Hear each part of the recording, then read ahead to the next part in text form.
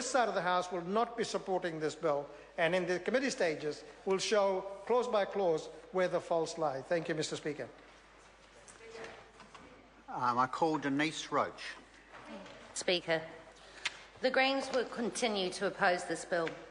We oppose this bill because we believe that the number of changes that the government wishes to introduce will not serve the interests of families in New Zealand. We remain concerned that this bill dilutes the governance of the Families Commission and neuters its ability to provide free and frank and independent advice. In the commentary that accompanies this bill into the House, the introduction says that the aims of the bill is to improve decision-making in the social sector, which we agree is a laudable aim. However, we're not convinced that this bill will deliver that. Since the introduction of the Families Commission through legislation in 2003, the Commission has been a strong advocate for families in Aotearoa, New Zealand. It's perhaps best known for their work, their flagship work, in campaigning around the eradication of domestic violence, and in particular the White Ribbon campaign. And we sincerely hope that that campaign will not be undermined by the proposed changes.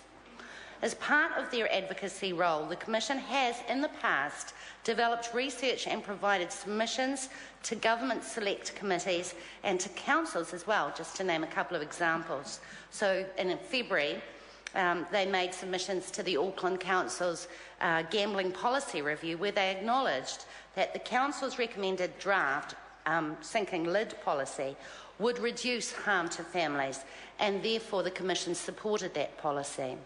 And also in February, they made a submission to the Justice and Electoral Select Committee on the government's proposed Family Court Proceedings Bill, where they outlined how the changes to the family court process could have a negative effect on children and families, and that the proposed introduction of costs for family court relationship counselling services could be a barrier for some families needing to access the court. This submission also pointed to the need for more research into the needs of whānau, particularly when negotiating care, contact and financial arrangements for children, especially given that 30% of parties to the family court are Māori. The Families Commission also makes the case for having a role in monitoring and evaluating the impact of the family court changes that the family court changes will have. And I would say that they would also have a role in evaluating the impacts of the two bills that preceded this one through the House tonight. For that family court bill, they say that it's critical that the outcomes, particularly for those most vulnerable and for children, are assessed. Independent evaluation of the delivery of the family court proceedings will also be necessary. If services are provided for children, they should be trialled and evaluated as well. Please note that I've stressed the word independent. Independent advice, independent research, independent assessment, independent evaluation. And this has been the common theme from many of the submissions the Select Committee heard during the hearings process. Out of the 11 submissions received, 8 were opposed to this bill. And there was a common theme that the major concern that by shifting the Social Policy Evaluation and Research Unit from where it has previously sat within the Ministry of Social Development to the Families Commission, that they'll be used to provide evidence that reinforces the ideology of the government's reforms. This was signalled by the wording in the original Clause 7 of the bill that talked about the functions of the Commission being to identify opportunities where evidence and research will assist in achieving the government's priorities in the social sector. I acknowledge that several amendments have been suggested to clarify this particular wording, but I remain unconvinced that the bill will enable the level of independence that we need in the social services sector. And I note that politicisation of the Commission has already begun. It's already underway. And my colleague from Labour, the Honourable Rajan Prasad, has already noted some of the appointments of commissioners. Last year, in particular, the Families Commissioner Carl Davidson contradicted the Families Commission's own reports from 2010 and 2007 that said that extending paid parental leave to 12 months would be hugely beneficial to families and children and to the country. Mr Davidson was appointed to the Commission by Minister Bennett in 2010. Concerns about appointments were also highlighted during the Select Committee process, and in particular there was concern about the appointments and the role of the Social Science Experts Panel. We don't have any major concerns with the idea that research should be peer-reviewed. In fact, it's best practice. However, we're not convinced that the Social Science Experts Panel has a role in this. We're particularly concerned about the lack of clarity around appointments to this panel and the details around their roles.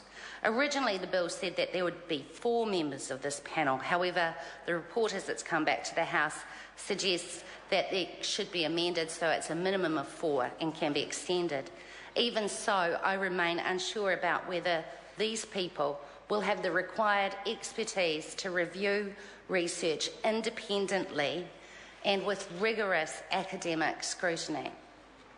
This view is shared by the Auckland Coalition for the Safety of Women and Children, who said in their submission that they were concerned that these panel members, quote, would be appointed on the combined recommendation of the Minister for Social Development and the Chief Science Advisor, end quote, because they believed that it didn't allow enough independence from the government. This group echoed my concerns that I raised in my first speech during this bill about the worrying trend by this government to use ministerially appointed advisory groups. The Auckland Coalition also state that when the government appoints the members of the Social Science Expert Panel, it raises concerns of government interference in the conduct and publication of social science research, and they recommend that monitoring and evaluation work be carried out by clearly independent third parties. They go on to say, and I think it's worth quoting them actually, quote, "We do not believe that 4 people, irrespective of their experience, would have the knowledge and the skills to provide a fair and comprehensive evaluation of such a broad range of research. Again, this is particularly a concern given the specialist knowledge required in different sectors, for example, family violence, sexual violence, and other forms of violence against women and children." And we do need good research about family violence. Australia has undertaken the research to show what the economic impacts of family violence has on the economy. We have not yet done that, and that is something that we should be looking at.